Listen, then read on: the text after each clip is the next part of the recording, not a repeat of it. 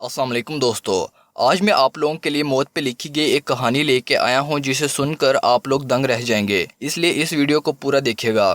برطانوی ادیب Jeffrey Archer لکھتا ہے کہ وہ جب دنیا کے مختلف خطوں میں گھومنے جاتا ہے تو وہاں کی کہانیاں اکٹھی کرتا رہتا ہے۔ وہ لوگوں سے قصے سنتا ہے اور انہیں کہانی کا رنگ دیتا ہے۔ جیفری آرچر کی 850 صفحات پر مشتمل افسانوں کی کتاب میں سب سے پہلی کہانی صرف ایک صفحے کی ہے۔ اس کا عنوان اس نے ڈیتھ سپیکس رکھا ہے۔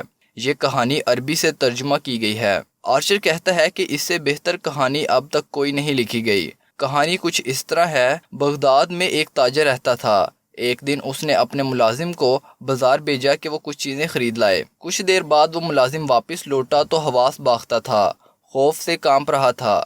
مالک کے پوچھنے پر ملازم بولا، میرے آقا، جب میں ابھی بازار میں داخل ہی ہوا تھا تو مجمع میں سے ایک خاتون مجھ سے بری طرح ٹکرائی۔ خاتون نے مڑ کر دیکھا تو ایک لمحے میں سمجھ گیا کہ ٹکرانے والی دراصل میری موت ہے۔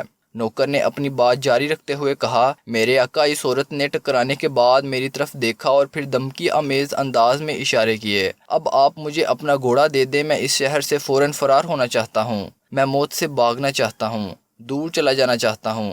نوکر بولا کہ وہ گھوڑا لے کر سامرا چلا جائے گا، وہاں اسے موت نہیں ڈھونڈ سکے گی۔